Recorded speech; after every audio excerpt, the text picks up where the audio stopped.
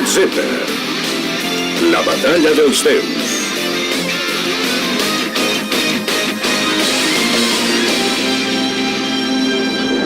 La seua força és d'un altre món.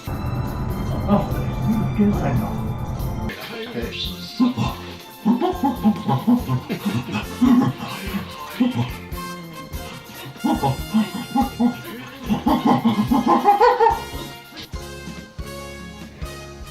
Tu també ho has notat, Kibishin?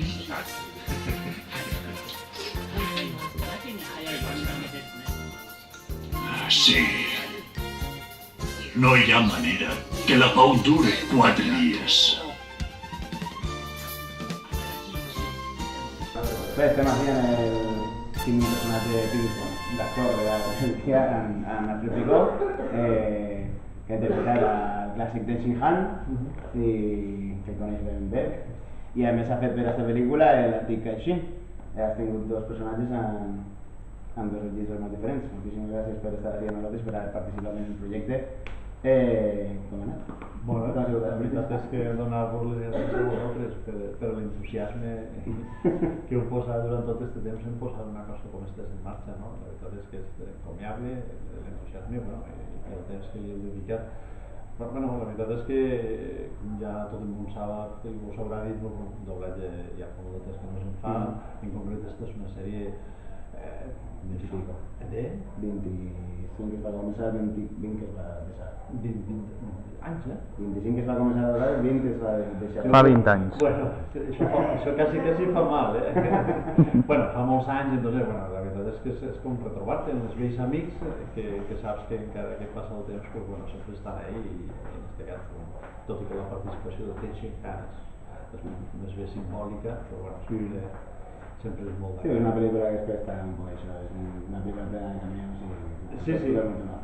No, bueno, està molt bé, retrobar-se amb els vells amics sempre és un plaer i, bueno, he tingut la possibilitat de conèixer els personatges i ser un amic major i, bueno, també, espero que ja queda bé i a l'altura de la resta. Què recordes de Shin-Han? Pues la veritat és que no recorde moltes coses i vaig a ser prou sincer perquè Shin-Han no eixia amb una gran... Sí, però tampoc excessivament, entonces en la modalitat en la que es gravava no era dels personatges més principals. Jo quan anava a gravar sempre tenia com poc tenia que anar refrescant què és el que havia passat, perquè millor anaves i gravaves moltes coses. Sí, perquè gravàveu d'una manera distinta d'ara, no? Sí, se gravaven capítols, i entonces a tu anaves a fer una sessió i se t'agrupava més d'això. Jo tenia sessions més conjuntes en funció de lo que feies, però bàsicament t'agrupaves, crec recordar, no? I entonces, bueno, anaves votant com de capítol en capítol i d'alguna manera el director de doblatge el que podia posar en antecedents. Però jo sempre he recordat que era un personatge més bé secundari de la trama. Sí, no tens molts records. No, la veritat és que no sé si però no d'este, de fa 25 anys de doblatge molt poc. Sí que recordava la sèrie, perquè com anomenada, una sèrie que també en la TV3 se feia molt, però vamos, junta algunes altres sèries que he fet o personatges com Popeye, Brutus de Popeye i més, que són personatges que te queden en la memòria, però vamos, tampoc són... Me recordes l'època de... Sí, bueno, era una època realment molt interessant perquè se treballava bastant, en fi, n'hi havia una bona activitat i clar, tot això quedava com tan... I què ha sigut d'Alfred Picó per als nostres... Bueno, va deixar Shin-Han, has fet teatre, no? Sí, no, jo vaig... Van reconèixer la veu a autodefinit, van dir, és Shin-Han. Sí, exacte.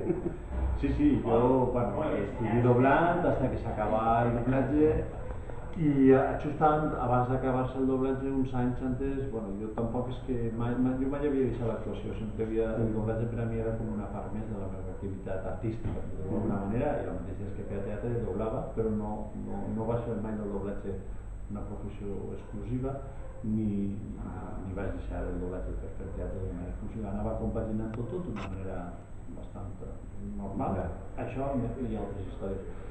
La veritat és que el doblatge entra a poc en una mena de declive, a mi m'aparegué la possibilitat de començar a treballar en els indefinits, en la televisió, vaig estar allí 4 anys pràcticament en exclusiva fent sèries i de més.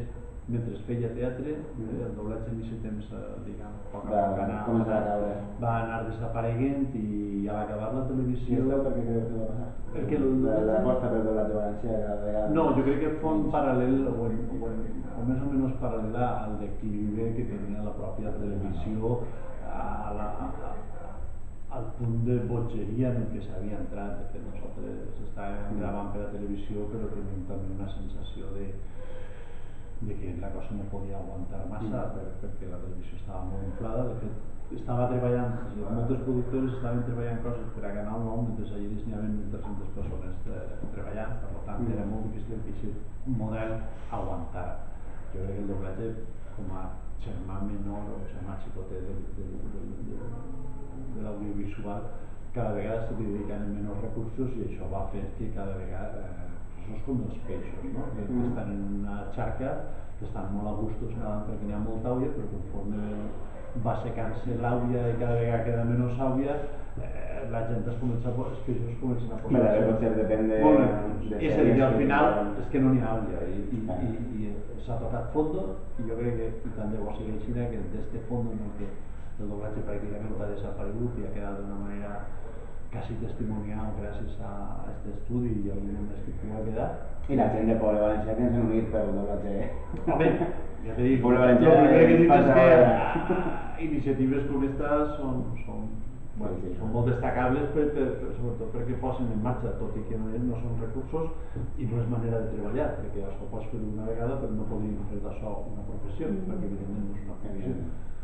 Vindre a col·laborar, és un gest, servisca de bona voluntat i servisca com a estímul per a continuar i tant de bo aquests nous vents que pareixen. La nostra intenció és reivindicar l'interès que havia pel doblatge valencià, reivindicar que hi ha produccions de qualitat com la Bola de l'Arc, per al seu públic, no? Si arriba molta gent es pot apostar per valencià, no? Si arriba molta gent no, si n'hi ha un audiovisual valencià té que ser en l'idioma i a partir d'ahí, tant de bo dediquem recursos per a que això no torni a ser el que sigui, però sí que torni a funcionar i torni a esdevindre professió, que és el que crec que tots desitgem. Creus que venen bons temps? Bueno, jo crec que venen temps difícils, la situació econòmica és la que és, era la que és i serà la que és. Entonces, crec que canvia la sensibilitat i espero que aquesta sensibilitat i la direccionalitat d'aixòs recursos que antes anaven més decantats cap a una banda puguen decantar-se cap a sí. Crec que tornarà a haver una tele, crec que hi ha molts problemes legals primer que s'han de solucionar i a partir d'ahí començarà, com totes les plantetes, començarà un germen que serà molt xicotet, però que quan més prompte comence, més prompte podrem arribar si no estàvem a que torni a haver algo normalitzat i d'acord a lo que tots desitgem, que crec que és el que ha d'haver, però... I esperem que doble la resta de capítols de l'era que es van deixar sense doblar. Tant de bo se torna a doblar tot des del principi, però jo crec que l'important és que ara se meteix el tall i que a poc tot comença a treballar. Em deia perquè esta va ser una sèrie que va fer molts...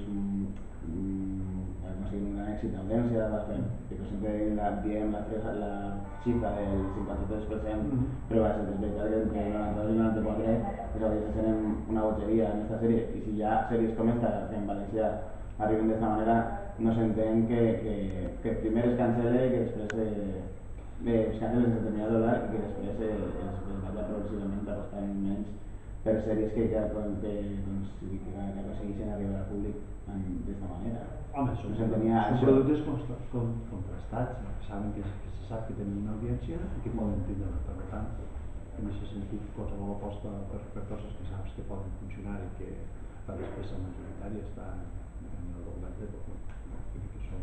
Tu vas conèixer un poc el món de la televisió i tal, creus que hi havia alguna mena d'intenció ideològica? No, vull dir, hi havia intenció en poc a poc abandonar el doblatge valencià, perquè ho diem perquè això coincidís que els anys de finals dels anys 90 quan era la meitat de la sèrie no està terminant de doblar.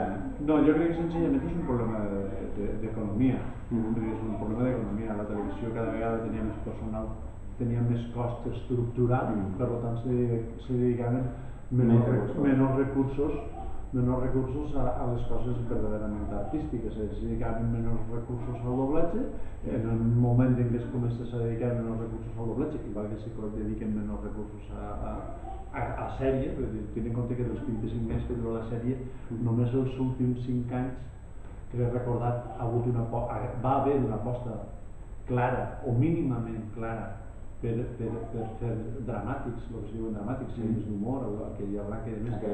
Només els últims 5 anys, dels 25, només 5 anys, anteriorment a aquests 5 anys el que havia hagut era alguna que altra sèrie solta com a possibilitat de lo que podia ser, però 2 o 3 programes, no tant parla de programes de producció pròpia, sinó o de producció, parla de dramàtics, que utilitzin guionistes que utilitzin això es feia a tomba. Sí, entonces jo crec que la merma de recursos a tot això se fa que se dedicaren menys recursos al doblatge i a partir d'ahí tot és un d'això. L'estructura era massa gran, els recursos que hi havia que dedicar a l'estructura jo crec que eren massa grans i això mermava la possibilitat de que hi haguera doblatge i la possibilitat de que hi haguera dramàtics i la possibilitat de que hi haguera producció. I on podem trobar per anar concloent amb la Pico? A mi me podeu trobar bàsicament en els escenaris, que és on, quan acabi la televisió és on vas a retornar, i ho porto ara des del 2009 bàsicament fent teatre. Per fer alguna obra ara que podem... Sí, sempre estic en nous projectes, uns van millor, altres tenen més recorregut, altres en tenen menys, però bàsicament en això. Després, alguna cosa audiovisual que pot eixir per fora, però també bàsicament testimonial. Molt bé. Moltes gràcies a vosaltres.